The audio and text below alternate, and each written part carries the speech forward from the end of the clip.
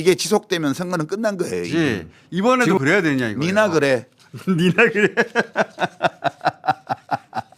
그 얘기 꼭 나올 것 같아 제가. 네. 지금 그 내란 잔당들이 여기저기서 꿈틀꿈틀 하잖아요. 어떻게든 흠집을 내거나 역전을 시키거나 대선에 뭔가를 도모해 보려고 하는데 이거를 잠재우려면 어떻게 해야 됩니까? 대선에서 정권을 바꾸고 특검을 출범시켜서 다시 파내는 거 말고는 네. 잠재울 방법은 없어요. 여기는 잠자지 않아요. 잠자지 이게 않아요. 뽑아내야 돼요. 잠자지 근데 않아요. 뽑아내야 되는데 지금 이게 친위 쿠데타잖아요. 네. 실패한 친위 쿠데타예요. 박근혜 탄핵과는 완전 달라요. 박근혜는 개인적인 범죄를 저질렀던 거고 이 사람은 조직 범죄를 저질렀던 그렇지. 사람이잖아요. 국가의 모든 권력기관을 총동원해서 범죄를 반역죄를 저질렀던 사람이잖아요. 그래서 그 사람 하나만 지금 드러낸 거거든. 나머지가 다 그냥 있어요. 내각부터 시작해서 싹 다 잔당이 일부 숨어 있는 게 아니고 뿌리가 통째로 남아 있는 거예요.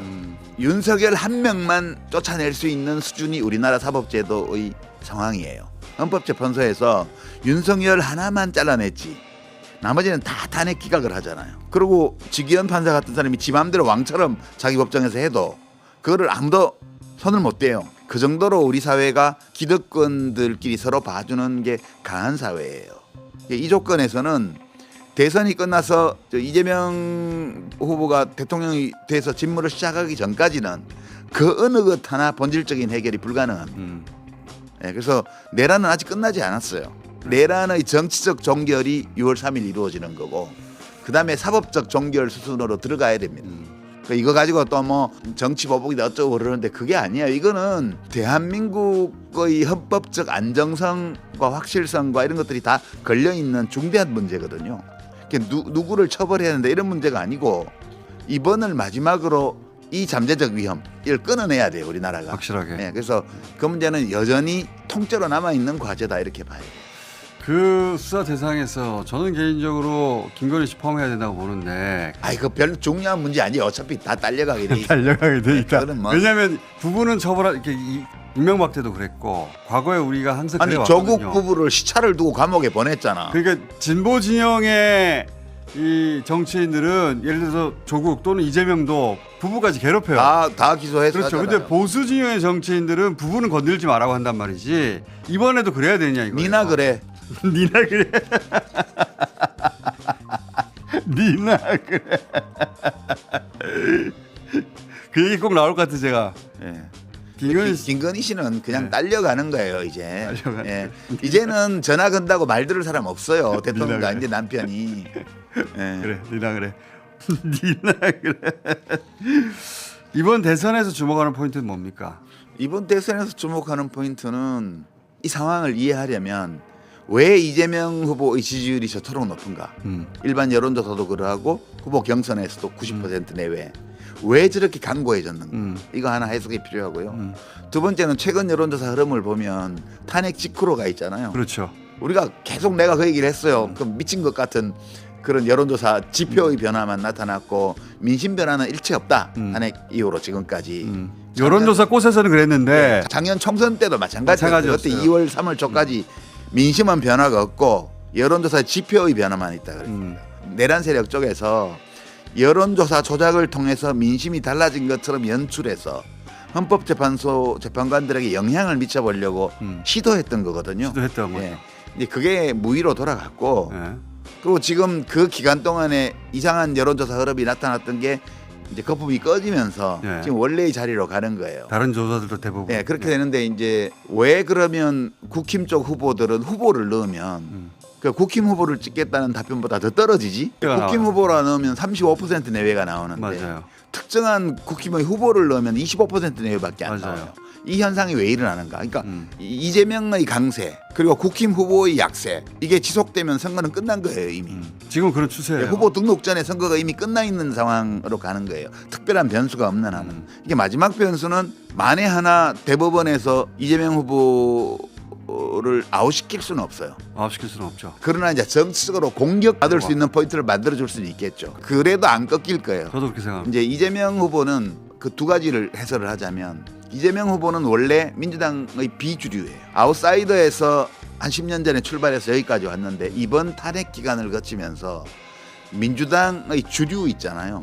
여기하고 정서적으로 완전히 밀착돼 버렸어요. 민주당의 주류가 되고 있는 당원이나 지지자들은 다 5.18 광주의 트라우마를 크든 작든 갖고 있는 사람들이에요. 근데 이번에 이 일을 같이 겪으면서 이재명 대표가 라이브 켜고부터 시작해서 국회에서 의원들을 이끌고 이걸 극복을 해냈잖아요. 그 전까지는 우리의 도구로 쓸 수 있을까라는 게 민주당 주류의 고민이었다면 지금은 거의 한 몸이 돼버렸어요. 정서적으로 일체감이 굉장히 높아졌습니다. 그리고 리더십을 인정하게 됐고요. 인정할 수밖에 없었죠. 네. 그걸 돌파한 걸 보면. 그렇죠. 그러니까 민주당의 원래 비주류 출신으로서 들어와서 좀 낯선 스타일의 리더십이어서 사람들이 정서적으로 거리감이 약간 있었는데 사실 2016년 생각해 보면 2016년 대선 겪고 나서 네. 이재명 끝났다. 네. 이재명 여기까지다라고 하는 판단이 그때 주류였고 그렇죠. 되살아나기 힘들 거라고도 많은 네. 사람들이 얘기했어요. 근데 이렇게까지 기적적으로 살아났어. 그러니까 놀라운 여정이에요, 사실. 그러니까 시련을 같이 이겨내면서 생긴 전후에 비슷한 감정들이 맞아요. 생겼어요. 동지 같은. 예, 그래서 이렇게 강고해졌습니다. 그다음에 왜 그러면 국힘당 후보들은 약세냐? 그 베이스가 분열됐습니다. 당원 지지층 베이스가 그 토대가 분열됐어요. 그러니까 땅꺼짐 현상처럼 그냥 국힘당 이러면 35%가 모이는데, 그렇지. 근데 김문수를 지지하는 사람 중에 상당수는 죽었다 깨도 한동훈을 못 찍는 거야. 그러니까 한동훈을 지지하는 사람들 중에는 죽었다 깨도 김문수랑 홍준표는 못 찍겠는 거야. 그래서 어느 후보가 와도 지금 탄핵으로 내란을 일으켰다가 탄핵당해서 보수진영 전체가 난장판이 돼 있는 이 조건에서 이 전체를 하나로 통합시킬 후보가 없는 거예요 지금. 윤석열의 공이 크죠. 이건 마치 싱크홀처럼 큰 구멍을 만들어내 버렸어요. 구멍이 아니라 갈라졌어요. 쭉 균열이 쭉 갔습니다. 그래서 윤코홀이라고 부르는데 저는 엄청 큰 게 생겨가지고 윤코홀. 그걸 윤코홀이에요.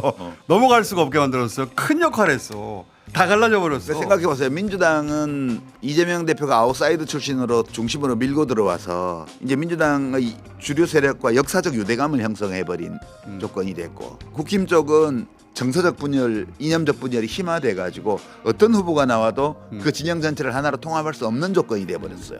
이 조건에서 지금 무슨 데이터를 보기도 전에 우리가 생각해 봐야 될 게, 여기서 국힘이 또 이긴다는 게 말이 되냐. 우리 총선 때도 그랬습니다. 이렇게 국정을 엉망으로 만들고 대통령 지지율이 낮은데 여당이 총선에서 이긴다는 게 가능한 일이냐는 직관적인 또는 역사적 경험에서 오는 추론, 이게 있었잖아요. 네. 그거하고 데이터를 비교해 봤는데 데이터가 안 맞는다. 그러면 둘 다를 의심해 봐야 된다. 근데 그 당시 주류 언론이나 정치권의 반응, 비평가들의 반응은 데이터에 무게를 주고 우리의 직관적 판단, 논리적 추론, 이걸 무시하는 식으로 했잖아요. 직관적 판단하고 맞는 여론조사는 여론조사 꽃하고 MBC가 했던 조사밖에 없어요. 예, 그 패널 조사, 조사. 예. 그 두 개를 제외하고는 국민의힘이 이긴다고 그랬단 말이에요. 그렇죠. 예, 말도 안 된다고 저희는 얘기했었는데. 예, 지금도 마찬가지입니다. 지금도 우리의 직관적이고 경험적 추론, 직관적 판단과 경험적 추론에 따르면 이런 상황에서 탄핵 전까지 여당이었던 정당이 후보를 내서 대선을 또 이긴다. 이건 대한민국 망한다는 거예요. 그거는 말도 안 그렇게 돼. 보는 거고, 그 우리의 직관적 판단, 경험적 추론을